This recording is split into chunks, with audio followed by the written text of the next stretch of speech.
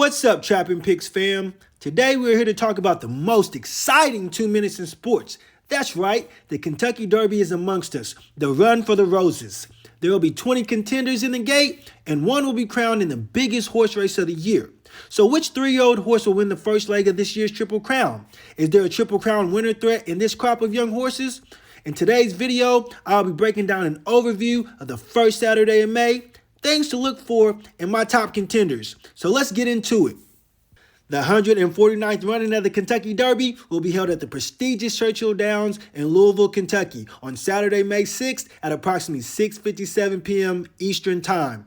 You can watch this event on NBC or NBC Sports. The race is 1 1/4 mile in distance or 10 furlongs. 1 furlong is equivalent to 1/8 of a mile.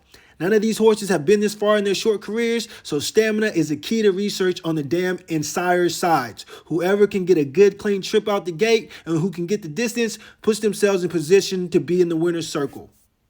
Next, I would like to provide you some key prep race replays for you to watch leading up to the Derby to show you who won, how they won, each horse's running style, and who ran against who. It's like watching game film of your favorite sport or opponent. You can find these videos on YouTube or different horse racing sites.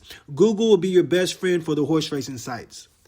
So some of these Derby preps include the Risen Star, the Rebel, the Gotham, the San Felipe, the Fountain of Youth, the Tampa Bay Derby, the UAE Derby, the Louisiana Derby, the Sunland Derby, the Jeff Ruby Stakes, the Florida Derby, the Arkansas Derby, the Wood Memorial, the Bluegrass, the Santa Anita Derby, and the Lexington Stakes.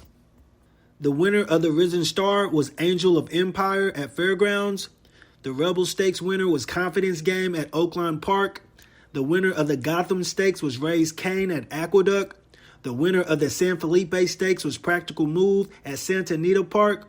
The Fountain of Youth Stakes was won by Forte at Gulfstream Park. The Tampa Bay Derby was won by Tapit Trice at Tampa Bay Downs.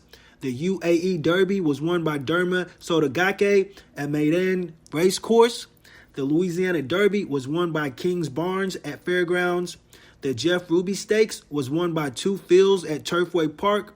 The Florida Derby was won by Forte at Gulfstream Park. The Arkansas Derby was won by Angel of Empire at Oaklawn Park. The Wood Memorial was won by Lord Miles at Aqueduct. The Bluegrass Stakes was won by Tapit Trice at Keeneland. The Santa Anita Derby was won by Practical Move at Santa Anita Park. And the Lexington Stakes was won by First Mission at Keeneland. Now for my top contenders. I have 5 top contenders. And I will start off with Forte, ridden by Irad Ortiz Jr. and trained by Todd Pletcher. Forte is the presumable favorite and the 2-year-old juvenile champion from last year. He has 6 wins in 7 starts, and 4 of those wins were Grade 1 races. It is very difficult to win the Kentucky Derby, as everything must go perfectly to even have a chance to have those roses draped over you. With 20 horses jockeying for position, and with his come-from-behind running style, I understand many people not wanting to take him at a short price and finding value elsewhere. But he's still the champ, and his numbers or best race puts him in contention to win. You can't leave him off your tickets. Todd Pletcher is one of the best trainers in the game, albeit 2 out of 62 in the Derby, and will have him cranked and ready to go. And Irad Ortiz Jr. is one of the best jockeys in the game and is still seeking his first Derby win. Next, I have Tapit Trice. Tapit Trice is slightly raced horse with 4 wins and 5 starts. He's out of a Tapit sire, so we know the distance will not be an issue. He has long strides and will get better the longer the distances get. His only issue is his slow starts and his style of coming from the back of the pack to mow them down at the finish line. With 20 horses in the field, the most any of these horses will ever see, as this is only done in the Derby, traffic is going to be a problem. Since the point system was started, horses have mostly needed to be close to the lead to win the Derby. He has a lot to overcome, but he's young with a lot of raw talent. He also has Todd Pletcher as his trainer and Luis Saez in the saddle to guide him. Luis always gets every ounce of run from his horses, and this horse has a bright future. And if Kentucky Derby isn't his breakout moment, I'm sure the Belmont Stakes will be. Next contender, Kings Barnes. The Todd Pletcher show continues with his third horse also being in my top contenders. This lightly raced colt is 3 for 3 so far, but has many questions to answer. Is he fast enough? He was a runaway winner in the Louisiana Derby in his last start out, but the final time was slow and he was crawling on the lead the whole race with no pressure. However, the Thoroughgraph says otherwise. It says he has ample upside to run a 1 or 2, and that puts him in win contention. He also has no races as a 2-year-old. Since 1882, only 2 horses have completed this feat. Apollo in 1882 and Triple Crown winner Justify in 2018. It was called the Curse of Apollo for a reason. We are still not sure who he has really beaten so far, but his talent is undeniable. Todd Pletcher wouldn't throw him into the deep end if he didn't think he was ready. His upside could be a Derby winner, or this race could prove to be that he's too inexperienced. The connections are still looking for a jockey, but Jose Ortiz should be the mount to ride. Next contender, Angel of Empire. Let's head to the barn and stable of Brad Cox, the local Louisville native and one of the best in the game, upcoming or not. His team has been on a tear, getting good horses and winning at a nice clip. He does have a Kentucky Derby win with Mandaloun under his belt due to the Medina Spirit disqualification, but he wants to win one and celebrate one by crossing the finish line first. This horse started off at small track Indiana Grand and exploded to become the runaway winner in the Arkansas Derby. A plus is that jockey Flavian Pratt decided to ride him instead of Kings Barnes. His come-from-behind style shouldn't hurt him as much, as he should be mid-pack and has enough acceleration for Pratt to place him, settle him, and make a trip with one strong run at the top of the stretch. He's coming off 2 really good workouts and should be ready to fire a career best in the Kentucky Derby. My 5th and final top contender is Two Fields. Two Fields is a feel-good story for Jareth Loveberry and Larry Ravelli. Jareth is the jockey and is getting his first Derby mount and has ridden this horse 7 out of his 8 races. He had a convention win by 5 lengths in the Jeff Ruby Stakes last time out at Turfway Park, and this race was over a synthetic track.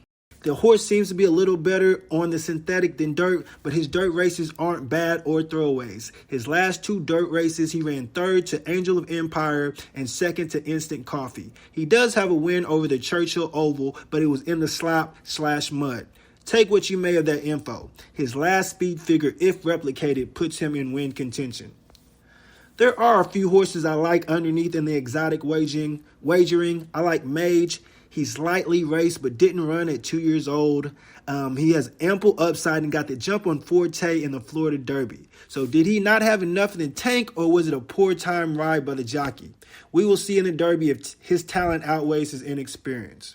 Next horse I kind of like underneath is Verifying. Brad Cox has been buzzing about Verifying since his close second-place finish at Tapit Choice in the Bluegrass Stakes. He's been working phenomenally and has the right running style to be in contention for the Derby. He will be on or close to the lead, and if he has enough to kick on late, he may get a piece of the pie. My third horse that I like underneath is Practical Move. Practical Move has looked great out on the West Coast, winning his last 3 races, including the Santa Anita Derby, and posting great speed figures. The only question here is, can he get the distance? Mandarin Hero was gaining all the ground in the stretch run and just missed by a nose at the wire. Ramon Vasquez, Practical Move's jockey, stated in an interview that he was schooling the horse to re-break and learn to take dirt to prepare him for the Derby, since they already had enough points to get in the Derby, win, lose, or draw. If that's true, you may look at the Santa Anita Derby race in a different light. He can work out a perfect chip, and might be time for Tim Yakteen, trainer of Practical Move, to move out of the shadow of Bob Baffert. I do have a wild card horse, and I really don't know what to do with him, and that is Derma Sodagake. He is a Japanese horse, and he is the UAE Derby winner. 2 quick facts. No Japanese horse has ever won the Derby. No UAE Derby winner has won the Kentucky Derby. However, the Japanese horses have been winning a lot of big races the last few years across the world, and it's only a matter of time before they win a Kentucky Derby. I don't think it will be this year, so he will be in some of my tickets for 3rd or 4th place, but ultimately he's a toss for me. I'll be on the wrong side of history if he wins. His UAE Derby win is visually impressive, and the time was good, but that never translates in Louisville on the first Saturday in May. He can take the lead and he can stalk, but the break out of the gate is key, and we're still not sure who he really beat over in the UAE Derby. If he wires the field and wins, I wouldn't be shocked, but if he runs last or in the back of the pack, I still wouldn't be surprised. And horses to watch if it rains and the track comes up muddy or sloppy are Hit Show, Confidence Game, Two Fields, Forte, Tapit Trice, Rocket Can, and Angel of Empire, as they all have won in these conditions. Yes, Raise Kane has won in the mud, but he is a total toss for me. Confidence Game has not raced in 10 weeks, and that is just history playing against him, and I don't see him being much of a factor. The drawing for the post positions for the Kentucky Derby is Monday, May 1st. They will be drawing for positions 1 through 20 in the gate. I would toss positions 1 and 2. Position 1 is going to get trampled by the other 19 horses coming into the first turn. The last winner out of the one hole was in 1986, and it was Ferdinand. And then the 2 post also, the last winner was 1978. So mostly dead man's positions when you get the 1 and 2 hole. If any of my horses that I like as top contenders are in the 1 or 2 hole, I'm tossing them for the win. So if you like what you see, please smash that like button, leave us a comment, and tell us what you like. Subscribe and hit that notification bell so you don't miss any more videos. Always, good luck. Bet responsibly, and most importantly, stay blessed. Have a happy Kentucky Derby week. We out. Feet up in the winner circle. Couple ballers, couple center photos. Know you great, they taking photos of us. Feel the hate, they